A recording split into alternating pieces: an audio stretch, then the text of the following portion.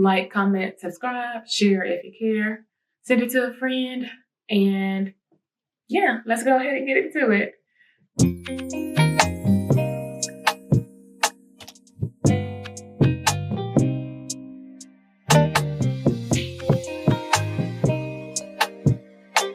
Today's episode is going to focus on grief. So let it fall apart, then grieve. Everybody always speaks about grief coming in waves. 5 stages, I guess. Denial, acceptance, bargaining, anger, and then depression. We have those 5. And oftentimes when we think about grief, we think about just the loss of a loved one, the actual loss or burial of a loved one. Someone who meant something to us, whether profound or intimate, right? I thank God every single day that I haven't lost anybody that's close to me. Like, I haven't physically lost anybody that's close to me before. However, you can grieve people that are still alive. You can grieve relationships that just didn't work out. And I believe that we experience those same five stages: anger, depression, bargaining, denial, acceptance. I grieved when it came to my sisterhood. I grieved my siblings. Before I was able to re-establish myself and our dynamics and place those boundaries there and show up in a way that was healthy for me without compromise and without feeling like I am begging, you know what I'm saying, for a certain relationship. I definitely had to grieve them. I have 4 siblings, 4 sister siblings, let's say that. And what I wanted most was for our relationships to resemble how they appeared to others. How they appear to others. I wanted our relationships to look how one of my siblings, me and my sibling, I'm not gonna say her name, but one of my sister girl siblings, we have a very tight relationship, so close-knit, so covered, right?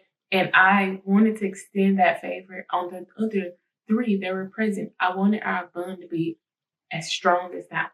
So I had my time where I would jump as high as these knees will let me, and as high as they asked me to jump, I would jump. When they said get up, I would go. I would do things, not in the people pleasing or what type of way, but in the name of the perception I had in my head to, if I act in these type of ways towards certain siblings, then I would curate a good relationship with each one to the point that the bond is as strong as it is with the first one. That's really what it was. From a very young age, and something that I'll be teaching my children, is my mom, she would say to us, y'all take care of each other. Y'all look after each other. All y'all got is each other. And that is true. All we have is each other. And I wanted that so, so bad. So I did everything in my power to make that relationship work. But something about force is it only extracts from you. It only extracts from you. So once I had to come into terms with that it wasn't working out, right? But I'll still share with you the stages. I had the depressive stage. And the depressive stage was kind of what I was just saying, like, dang, this isn't working. I'm doing everything in my power. It's not working. These relationships aren't becoming closer, right? I'm doing all these favors and I'm answering all these questions or showing up like how a good sister is supposed to, but we ain't really getting closer. In fact, I'm becoming angry. Every time I would start to, here go the next wave, right?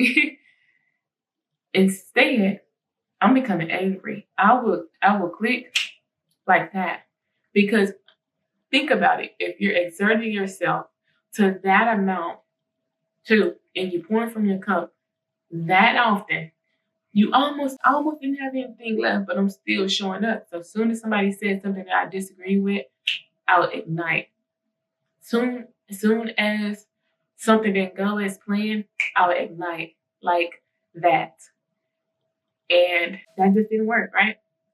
And I had my moments of where I was just an angry bird. And I didn't like it because it impacted me. It didn't thrive in that type of emotion. When I'm angry, guys, I honestly wholeheartedly can say I feel it in my system. I technically feel it in my system, and I'm disgusted. Like I don't even know how to explain what it is with verbiage. Like my body doesn't like anger. Let's just say that. But I'm feeling that next. I did have my stage of also denial. This was my first wave. My first wave was denial. It was like, oh, I can assess that it's not a good relationship between these siblings. I can say that vocally, but I'm in denial that it can't change, I guess. Like if I show up enough, it'll change. If I do this, like that denial and bargaining kind of went hand in hand. But I don't know, I just kept going. But I do have to give a moment for just grieving somebody who's alive, because the thing about it is you still look at them every single day. At least when somebody passed, you have a memory that you can reflect on, and you can decide in your head if you want that to be a good one. But grieving somebody that's alive is a different type of pain, because you still encounter them. And even if you have those small imaginations of like seconds of imagination where you like, this could have been, you got to quickly put that at the back of your head and restart and make sure you're approaching it with your boundaries, making sure you're approaching it with a calm heart. You know what I mean? It sucks realizing that what could have been isn't. With growth, you grieve yourself. When people say that, oh, you have to die, they're serious. And that amount of shedding in such a short span of time isn't easy. All the habits that you have, all the like coping mechanisms or whatever it is that you have, you collected over years. 26. That means the traumas and all the bad, unhealthy habits was 24 years in the making. And then you come to God and say, look, cleanse me, help me, fix me, whatever you say. That amount of shedding has happened over the course of a year, 2 years, 3 years. When you compare that to your lifespan, that's why it hurts. We don't just up and have these bad, just habits. We don't up and have those. We collect them over time. And there's this saying, and I think of like unhealthy habits like this, or triggers or traumas or stuff that we store. A saying that I heard, and I think it may have been from right here, The Laws of Power. He was quoting somebody. He was like, Green was like, he quoted somebody. He was like, girl, if you lead somebody down the wrong road long enough, about time they realize it, it'll be too late. That's how our habits are. By the time we realize we have a drinking problem, we've probably been drinking for 4 to 5 years straight. Before we realize we have an unhealthy attachment, nope, that's not even valid. Before we realize we have an unhealthy attachment, we've been operating under it. Before we realize we ain't loving people correctly, we have been operating under it. You have to grieve yourself. And grieving comes hand in hand with forgiveness. Because the thing about grief, you have to forgive that version of yourself that's no longer there or doesn't serve you. And you have to forgive those people for not serving you, or no longer being present. You have to accept the fact that these relationships are about to change. And that's okay. That idea that you had, you gotta let it be. You can't fight for it no more. When I went into my healing journey, I talked to God about my sibling relationship. And I didn't ask him to fix it no more. I didn't ask him to heal those wounds that we probably created. I didn't ask him for that. I didn't even ask him to change it. I said, God, if you can do anything for one of them like you've done for me, do it. That was the last prayer I ever had for my siblings. And to this day, with the love that I have in my heart and the love that I have for, I'm getting emotional. The love that I have for them, I gotta let them go on their journeys. And the thing about connections, they all don't have to be the same. And that's okay. Because they're different, you'll learn different things from them. Because they're different, you can grow in different ways. There is an approach that you can take, right? But the sad part is the part that makes you get emotional is the fact that that version of you that you're becoming, they don't really get to witness. So when you enjoy moments, nobody really know how hard you worked for them. Grief is such a taboo topic in a way. Nobody really wants it. But I promise, it's then almost as like your stepping stone. Like your first lessons, at least your greatest lessons come from grief. Grief in itself. Because you cannot change anybody. You cannot change anybody. But all that you encounter will change you. Everything that you encounter will change you. You get to decide what that change will look like in a sense. Will it be positive or negative? Forgiveness isn't easy though. Forgiveness isn't easy. I can't lie. Like I said earlier, forgiveness and grief goes a long way, right? Or sometimes you just gotta forgive people. Sometimes you just gotta forgive people. Sometimes you genuinely just gotta forgive people. And that one's still for you. The grief is for you too. You genuinely have to you genuinely have to forgive people. I think I spoke about last video, like my biological father I didn't grow up with him. My siblings and I are different ages. So some of them have a broader or a longer time span with him. I don't. But I never grieved him. I just had to forgive him for leaving. And not because his departure caused me pain, because it didn't. Honestly, I can't grieve a stranger. That's like me being mad at the person that's working at the Wendy's down the street. I don't even know who that is.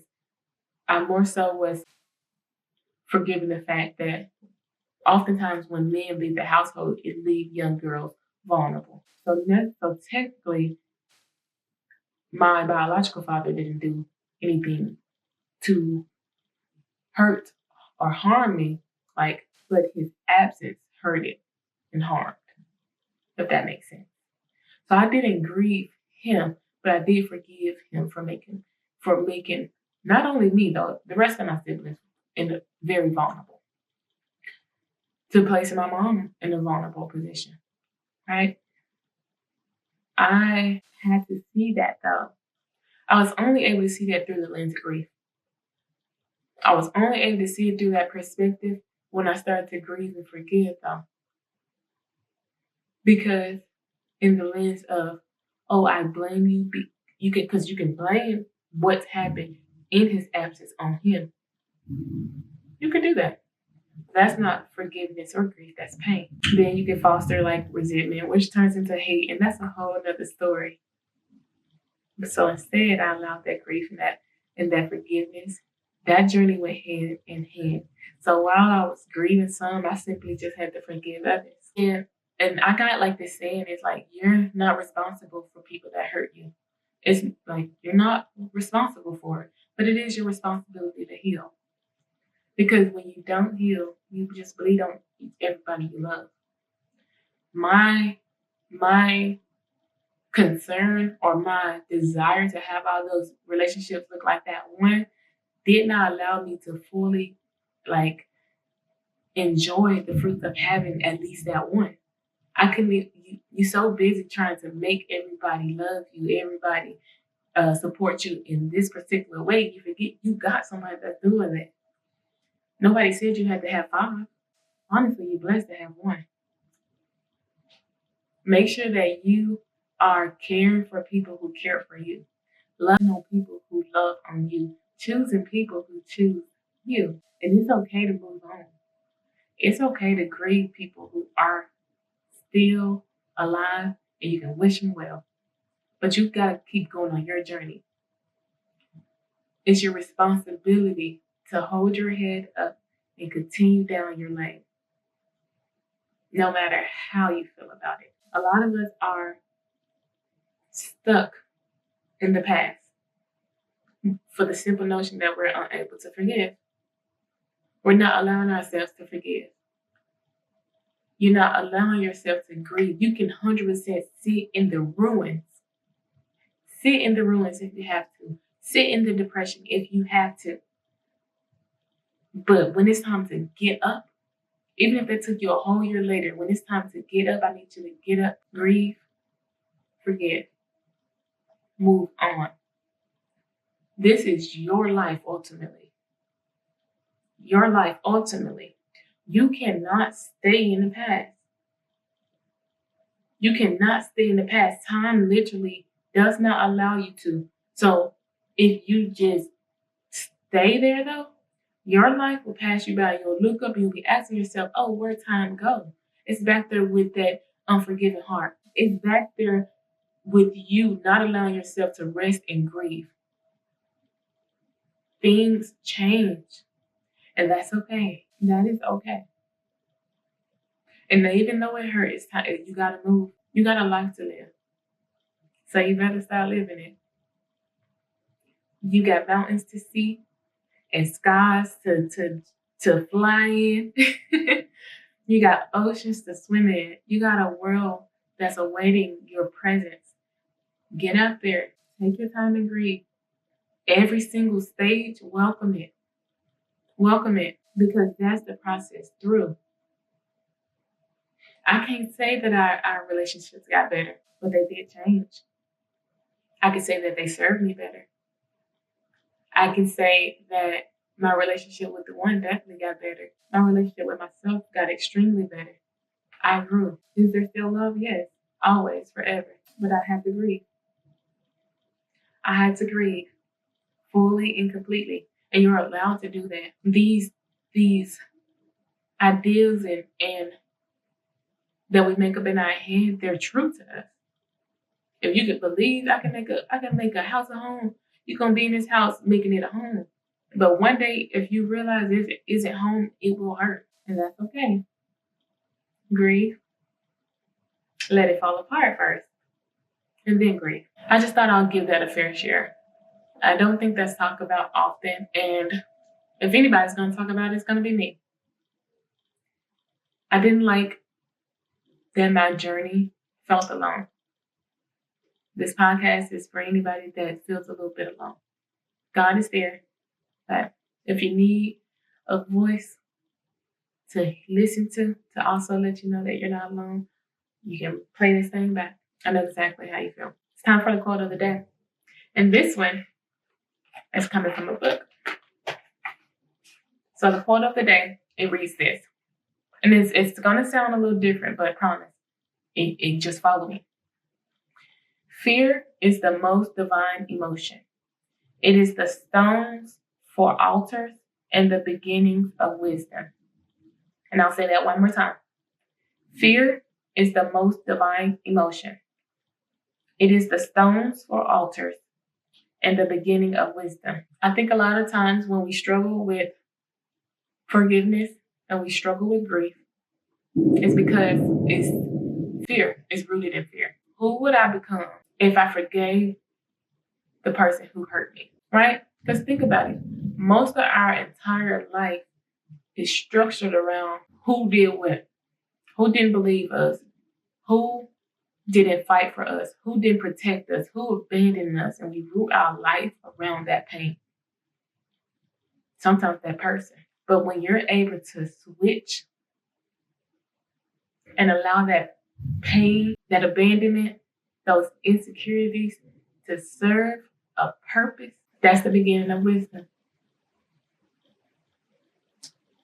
Thank you for watching.